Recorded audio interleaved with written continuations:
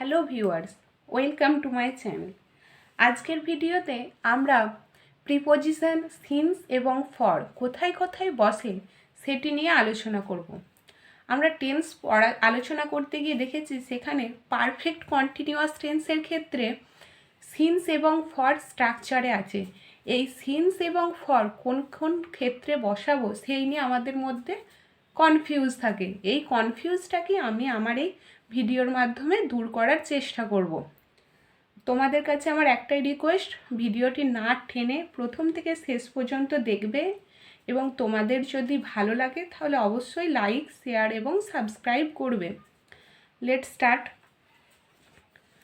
তাহলে use of since, আমাদের টপিকটা তাহলে আজকে কি হচ্ছে? Use of since and for. তাহলে কোথায় সিন্স বসাবো, কোথায় ফর বসাবো, এটাই হচ্ছে আজকের টপিক।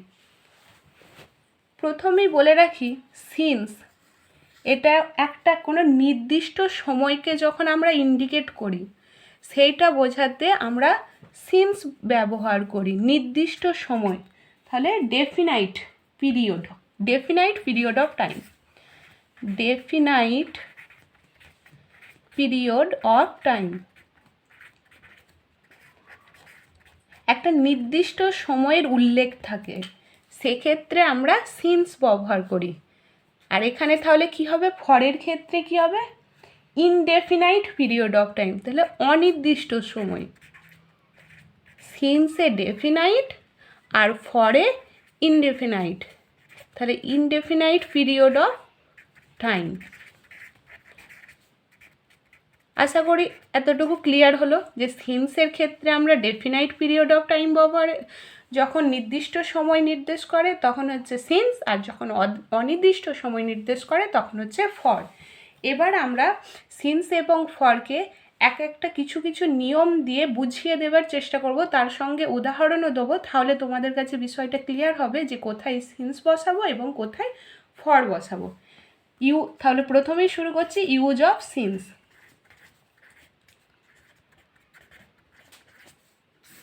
এর 1 নম্বর রুলস হচ্ছে, বলছে since is used before the name of days, name of months, name of years.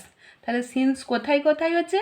Before, before the name of days, before the name of days, অর্থাৎ কোনো একটা ডের উল্লেখ আছে, যেমন স্যাটারডে, সেই স্যাটারডের আগে বিফোর, তখন সিন্স হবে। তাহলে before of days, the name of months, the name of years,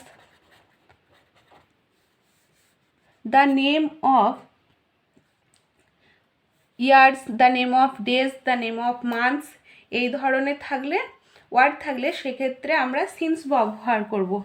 যেমন before the name of days, প্রথমে দিন আছে, তাহলে যেমন সিন্স টুইসডে। তারপরে দ্য নেম অফ মান্থস, তাহলে সিন্স ফেব্রুয়ারি।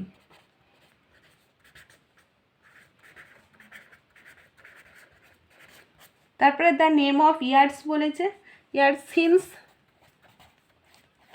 1990। তাহলে এই ধরনের যখন থাকবে তখন আমরা সিন্স ব্যবহার করব। এবার 2 নম্বর রুলস। এরপর 2 নম্বর rules, since is used before AM, যেমন আমরা বলি না 3 PM, 3 AM, সুতরাং এগুলোর ক্ষেত্রে আমরা সিন্স ব্যবহার করব। তাহলে এগুলোর আগে, যেমন সিন্স 5 AM, সিন্স 10 PM, সুতরাং AM PM যখন থাকবে তখন আমরা সিন্স ব্যবহার করব। এরপর 3 নম্বর রুল, তাহলে সিন্স আবার কোথায় বসে? Since is used before the name of seasons,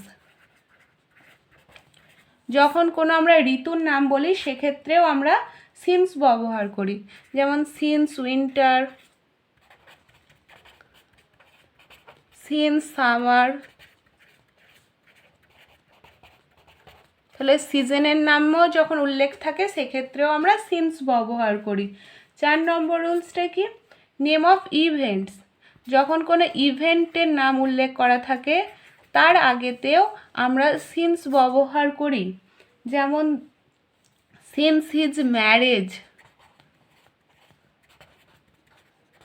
তাহলে ম্যারেজটা একটা ইভেন্ট, এর আগে আমরা সিন্স ব্যবহার করি। Since his marriage, since their quarrel, since his birth, since his death, এই ধরনের যখন ইভেন্টের উল্লেখ থাকে সেক্ষেত্রেও আমরা সিন্স ব্যবহার করি। তারপর 5 নম্বর রুলসটা কি? Since is used before the stage of wands life, তাহলে স্টেজ অফ ওয়ান্স লাইফ যখন কারোর জীবনের কোনো অবস্থা বোঝায় সেই ক্ষেত্রেও আমরা সিন্স ব্যবহার করি। যেমন কি সিন্স হিজ চাইল্ডহুড,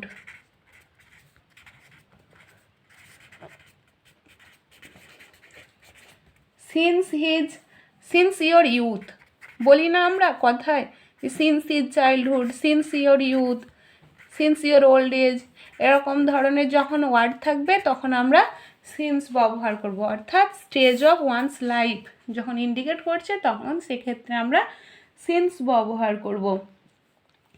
এছাড়াও 6 নম্বর রুলসটা আমরা দেখি। সিন্স আর কোথায় কোথায় ব্যবহার করব? যখন আমরা ইয়েস্টারডে বোঝাবো, ইয়েস্টারডে, তারপরে last night,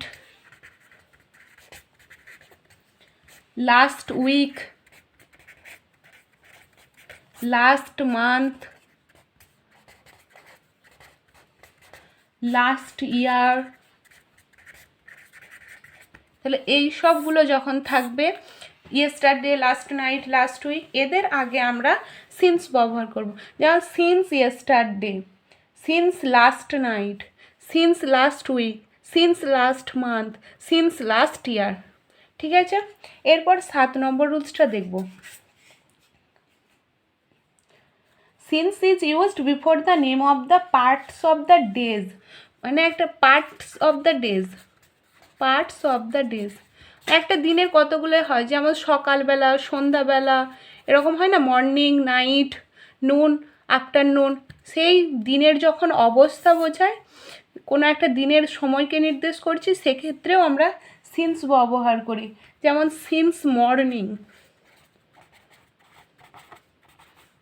since morning, since নুন,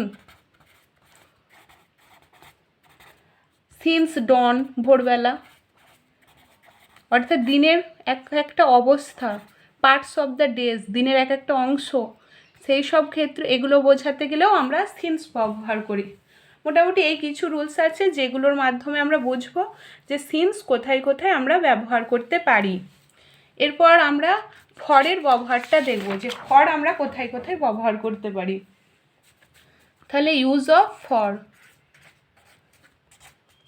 প্রথমেই তো আমি বলেছি যে ফর হচ্ছে একটা যেটা ইনডেফিনাইট পিরিয়ড অফ টাইমকে নির্দেশ করছে, অর্থাৎ কোনো অনির্দিষ্ট সময়কে নির্দেশ করছে। যেমন ফর 1 নম্বর রুলটা দেখি, তাহলে ফর কোথায় ব্যবহার হচ্ছে? যখন for is used before a plus minute, অর্থাৎ আমরা বলি না for a minute, for a hour, for a hour হয় না, sorry, for an hour, for a day, for a week, অর্থাৎ কোনো তো নির্দিষ্ট সময় বলছে না, দিনের বা কোনো একটা অংশও বলছে না। সুতরাং এই ধরনের যখন কোনো অনির্দিষ্ট সময়ের উল্লেখ থাকে তখন সেক্ষেত্রে আমরা ফর ব্যবহার করি। যেমন ফর এ মিনিট,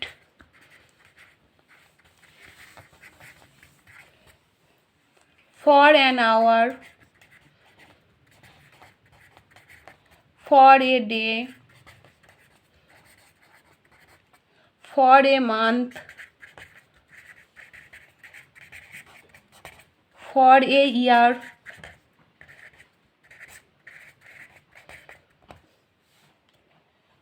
তারপরে ফর এ সেঞ্চুরি, একটা শতাব্দী, for a century.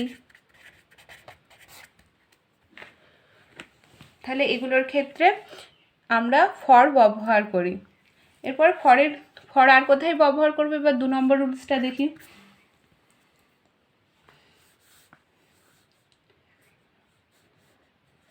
For is used before the last অথবা past plus numeral adjective. Numeral adjective কোনগুলো? এই যে মিনিটস, মান্থস, নিউমারাল অ্যাডজেক্টিভস, এগুলো নিউমারাল অ্যাডজেক্টিভস। তাহলে ফর আর কোথায় বসে?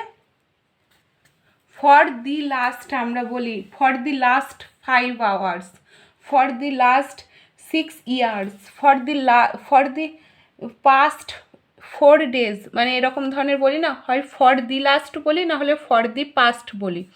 তাহলে যেমন ফর দি লাস্ট 5 hours, তারপরে ফর দি পাস্ট 4 days,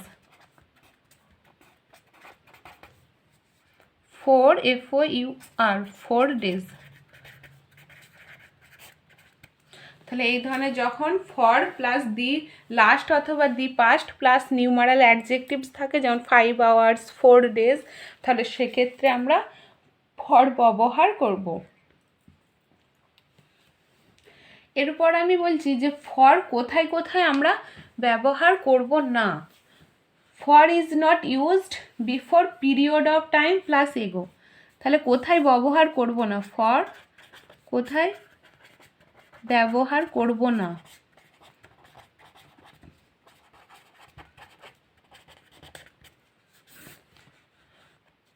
1 নম্বর, for is not used before period of time. Period of time plus ago, এটা যখন উল্লেখ থাকে সেক্ষেত্রে আমরা ফর ব্যবহার করব না, তার পরিবর্তে আমরা কি ব্যবহার করব? সিন্স ব্যবহার করব। সিন্স ব্যবহার করব। যেমন his brother has been ill for 5 days, এটা হিজ ব্রাদার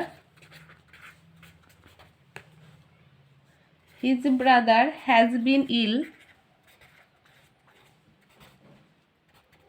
ফর 5 days।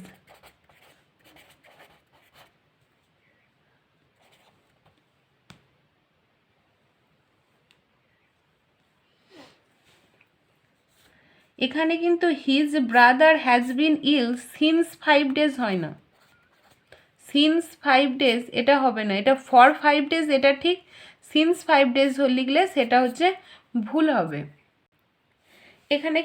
এখানে কিন্তু আমরা যেমন রুলটায় দিয়েছিলাম যে পিরিয়ড অফ টাইম প্লাস এগো, অর্থাৎ এগোটা কিন্তু এখানে লেখা নেই। এগোটা যদি এখানে লেখা থাকতো তাহলে সেক্ষেত্রে আমরা সিন্স ব্যবহার করতাম। এখানে যেহেতু his brother has been ill for 5 days এখান পর্যন্তই আছে, সুতরাং এক্ষেত্রে আমরা ফর ব্যবহার করেছি। এখানে যদি আমরা সিন্স ব্যবহার করতাম তাহলে সেক্ষেত্রে আমাদের ভুল হতো। এবার আমরা পিরিয়ড অফ টাইম প্লাস এগো দিয়ে আছি এরকম একটা সেন্টেন্স দেখছি, তাহলে বুঝতে পারবে। His brother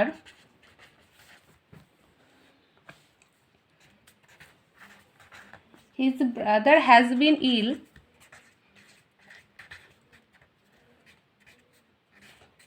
for 5 days ago. 5 days ago।